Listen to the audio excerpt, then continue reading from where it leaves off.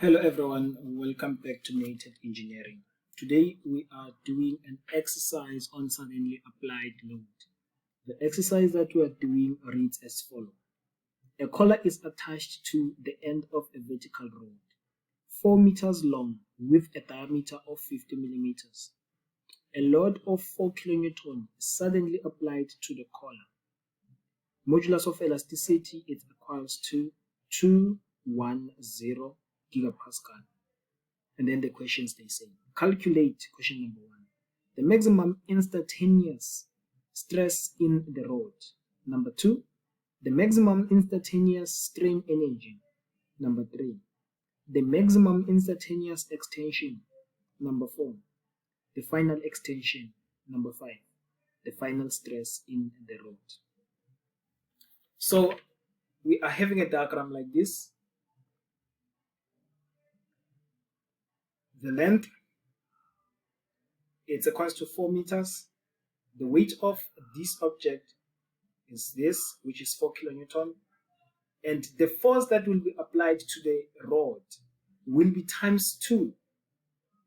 The force will be times 2 the weight of the actual weight of the object, because it's a suddenly applied load. And then we are having the modulus of elasticity. This will be our change in length as the force is suddenly applied to the rod.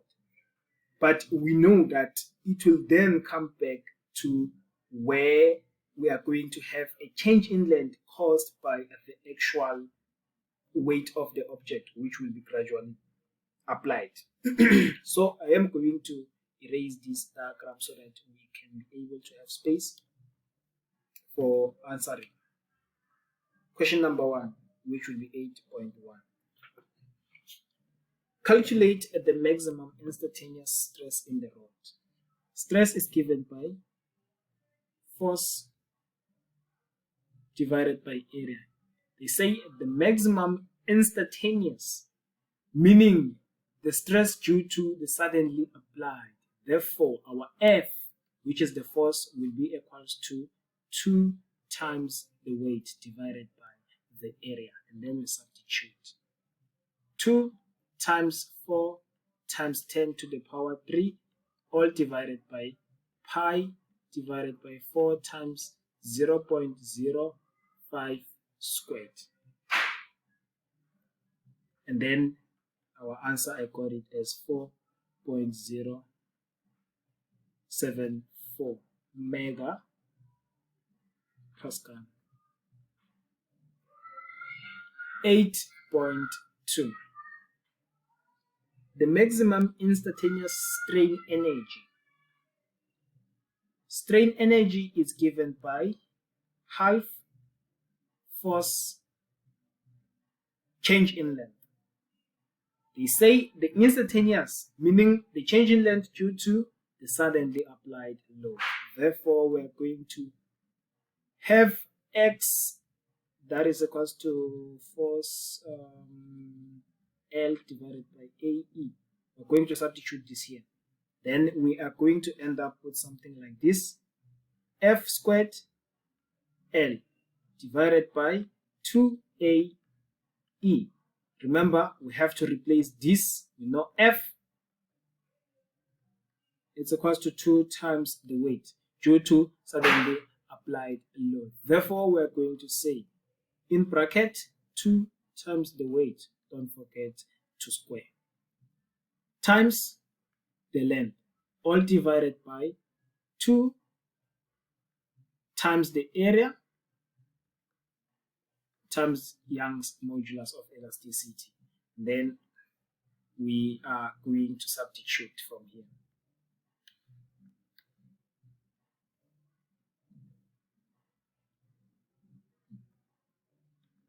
Substitution, 2 times 4,000 is 4 times 10 to the power 3. Don't forget to square, times the length, which is 4, all divided by 2 times pi, which is the area, divided by 4 times the diameter, which is 0.05 squared, times modulus of elasticity, 2 0.01 times 10 raised to 9. And I got from this the answer is 0.31 joules, which will be our maximum instantaneous strain energy. And then we go to the next question. Question number 3, they say the maximum instantaneous extension. We're looking for this. It's 8.3. This is equals to FLAE. We can use the formula for strain to calculate this. Since it's force, this is what we are looking for. It's not equals to, here is T. This is what we are looking for. But we must try by all means to stick to given information. The strain energy we just calculated. So I'm not going to use this formula. I am trying to stick to given information, since that is the one that is going to give me a more accurately answer. Doesn't mean that the other formula is not going to give you the correct answer. We are just trying to get a more accurately rounded off answer by sticking to given information for as long as we can. It's the maximum instantaneous extension. Therefore, our F is 2 times W L A E, and then the substitution. 2 times 4 times 10 to the power 3 times 4 divided by area, pi divided by 4 times 0.052 times 210 times 10 to the power of 9, which is a gig. And from here I got my answer is 0.776 times 10 to the power of -4 meters. We go to the next question. They say the final extension. Final extension will be x. It's equals to F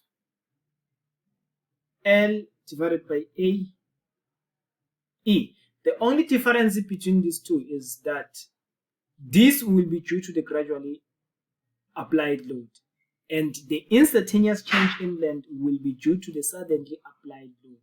And we know for gradually applied load, F is equals to W. For suddenly, F is equals to 2 times. So we can also calculate it like this. We can either use this formula. If you use this formula, you're going to get the same answer as what I'm about to do. Xt is equals to the xt caused by the instantaneous divided by 2.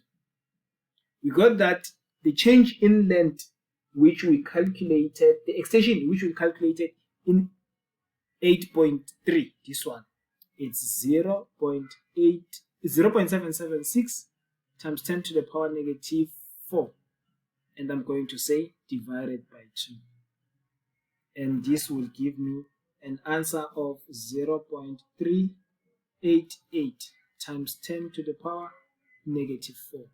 Use this formula, you will get the same answer. So whether you use this formula or you use this formula, it's up to you.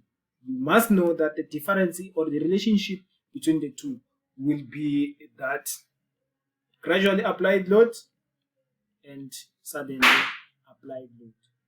But if you are not sure when to divide or when to times, if you come across such a case, then use this just to be on the safe side. So I'm going to go to the next question, which is the last one, 8.5. They say the final stress in the rod. Same thing applies here.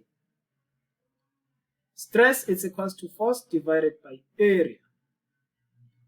So you can use one of the two. Still, here the force is what? 40, because it's suddenly applied now, because it's not suddenly, it's gradually applied load, because it's the final stress. Remember what final is. Suddenly apply, the load will go down, but it will eventually come back, where it will be affected by what? By the gradually applied load. So this is the stress that we are looking for. So we're not going to times this by 2, because in gradually applied load, F is equals to W. Therefore, it will be times 10 to the power 3 divided by the area, which is 0.05 squared. And then the answer that I got here is 203 megapascal. If you can take the answer that we got on the first question, which was 4.074 megapascal, and divide it by 2, you are going to get this answer. But if you are not sure where to do that, to be on the safe side, you can use this step. But it's very helpful that you do understand the concept, what's going on, not just dividing and times wherever. You must understand what's happening. And that's it from me for this video. I will see you on the next lesson.